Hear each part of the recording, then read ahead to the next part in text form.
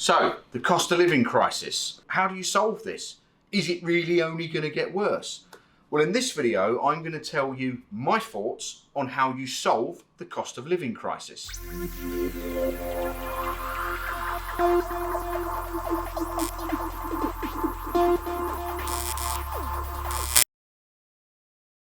Now, if you haven't seen the channel before, we do videos aimed to help employees, and that's employees either in work or those seeking work.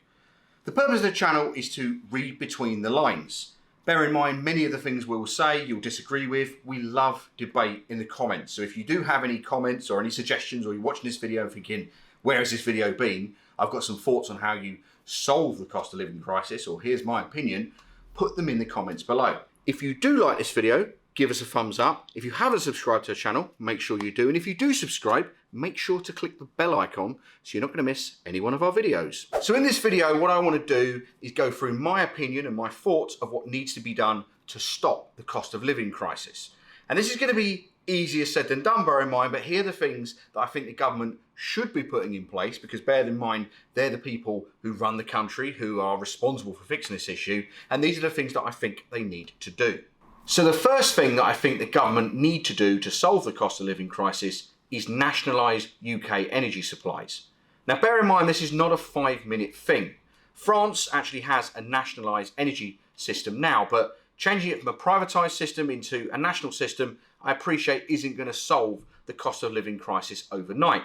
However, what it is likely to do is bring down prices and stop companies that are apparently having to raise prices because of the war in Ukraine and Brexit and things like that and supply chain issues from declaring record profits. I understand that energy prices might be higher than they were before, but when you have energy companies, privatised energy companies, declaring record profits, that means that the margins that they are charging are beyond what is considered fair. You should not be declaring enormous profit increases at a point where people are struggling to heat their homes. Now, at the point of filming this is the Sunday before the Monday when the new PM is announced in this country, whether it be Liz Truss or Rishi Sunak. But regardless, this is going to be something that, in my opinion, has not been discussed and should be being discussed. You have a system at the moment where if things like energy, that in my opinion is a necessity, is being privatised, people's lives are being put at risk. And in all seriousness, you will have people this coming winter that are in a position where they cannot afford to heat their homes. That is going to be a risk to life. Certainly when the temperature drops below freezing. That's unreasonable and beyond anyone's expectations of what is considered one of the world's richest countries. The next thing that I think the government should do is scrap fuel duty. Fuel duty is a separate tax on top of VAT that you are charged when you go to fill up your car at the petrol station. Now for me, charging two forms of tax on one form of commodity is a little bit excessive, and I don't think it's fair. You've got to bear in mind at the moment that fuel is at the highest price it's ever been at. Well, maybe it fluctuates a little bit, but certainly one of the highest prices it's ever been at. You can go to petrol stations and find fuel or diesel, petrol, high octane, whatever it is, for £2 a litre. That for me is a little bit excessive, and the government are making an awful lot of money on VAT out of this. So charging fuel duty still on top of that and making even more tax, that seems a little bit excessive, and it's really hitting the public's pockets hard. An easy way to be able to help people, give them a little bit more, is to stop taking so much tax from them all the time in their moment of need. Certainly when fuel prices are this excessive and the government are making more than enough money from the increased VAT amounts they're getting every time people top their cars up anyway. So scrap fuel duty for me seems a fairly obvious one that they should be implementing, or at least suspending until prices come down on the wholesale cost of fuel. Another thing that I think the government need to do is there needs to be a cap put on what landlords can charge tenants for rental properties. And I'm talking about residential rental properties here.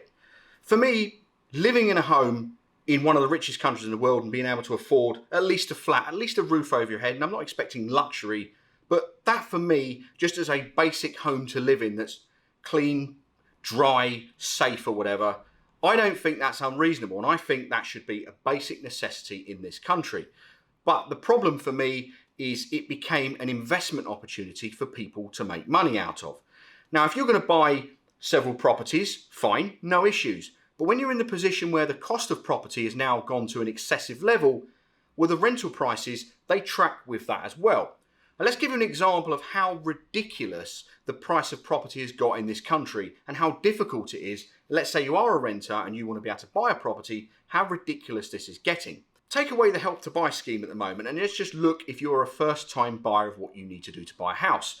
Well, the average salary in the UK is £32,000 and what you're allowed to borrow officially with a mortgage company is 4.5 times your salary. Well, £32,000 times by 4.5 is 144 grand. Well, the average house price in the UK stands now at 350 grand. So if you didn't have a Help to Buy scheme or someone lending you money or some sort of help somewhere, you're looking at 200 grand on a deposit. And these prices have gone up and up and up and up and up. And you're now in a position where landlords know that if they buy property, they can charge absurd amounts on rent and people have to pay them because there's so much demand for property. And you're not going to lose any money on the bricks and mortar property that you have bought.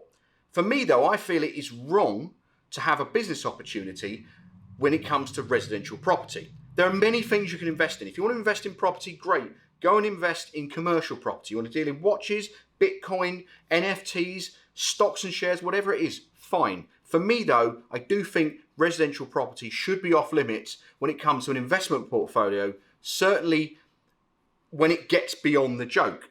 So therefore, for me, there needs to be a cap on the price of what a landlord can charge a tenant. And this should be balanced using a system where it's an index system, where it's either based on the council tax band combined with the amount of bedrooms or the square footage with the council tax band. But something needs to be put in place for an index where you can only charge a certain amount. When you have professionals in London, for example, like teachers that cannot afford to live or are struggling to live in anywhere and are having to live in shared accommodation, and that's what it's got to now, what's it going to be like in 5-10 years? Who's going to go into a profession like that? Talk about a shortage of teachers, people educating people, and they can't afford to live in a property. You've also got people that are going to get to retirement age that therefore have no assets because they weren't able to get on the property ladder because they've had all their money rinsed by landlords charging them more and more excessive amounts. So for me, residential property should be off limits from being an investment opportunity where it goes beyond what should be reasonable for what people should be charged. You have to bring the price of residential property in this country under control because for me, it is now out of control. The final thing that I think the government should do is reform the education system in the UK. Now, I understand this isn't going to be a 5-minute fix. This is going to take some time. But for me, a bigger problem, if we zoom out a little bit, is that this isn't going to be the first time we have a cost of living crisis. Certainly not if you're charging excessive rental prices, if inflation's getting out of hand because of excessive quantitative easing, where you're printing money that doesn't exist and declaring the value of it to be the same as what it was before. Watch our previous videos if you want a little bit of an explanation on this. Is a recession coming? Goes into detail on this, and I'll put the link up there. But our education system is guiding people towards going the university route. Now, going the university route sounds great, but we're in a position now where 50% of school leavers will go on to get a degree. And that's great if it helps them, but the majority of those people aren't even going into what they were qualified in the first place. But it's still leaving with an average debt in excess of 40 grand. So if you're in a position where you can't afford to pay the rent, you can't afford the energy prices, you can't afford to get on the property ladder, and before you've even started your career in 40 grand worth of debt, that's ridiculous. But at the same time, we have a shortage of skilled labour in this country.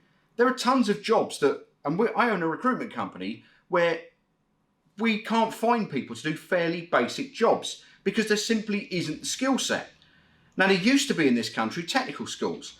There used to be a push on apprenticeships, but apprenticeships are paid so poorly now that people don't want to go into them. You can earn more money working in a supermarket than you can on an apprenticeship. So people don't want to be doing that. Certainly not when you're given money or lent a load of money to go to university. So you're in a position where people are leaving university, doing qualifications that there's no demand for, and you have a skill shortage at the same time. And this cycle is getting more and more in depth, where now you have a whole generation of people that aren't coming through to replenish the baby boomer generation that are coming through to retirement age or retiring in process now. We did have a patched up system for a while of people who could do those skilled jobs. which was called immigration from the EU, but we've now left the EU. So we're in a position where our skill shortage, the band-aid we had on it, has gone. And this is getting worse and worse. So you're just going to find ourselves in a bit of a cycle every 5 to 10 years where there's a big cost of living crisis where people can't afford to live. And you're going to find more of a divide between the rich and the poor. So that concludes the video, but maybe you've got some thoughts on what you think the government should do to fix the cost of living crisis and make sure this doesn't happen again. If you like this video, do give us a like. If you haven't subscribed to the channel, why the hell not? So subscribe to the channel and click the bell icon so you won't miss any one of our forthcoming videos, and we will see you for the next one.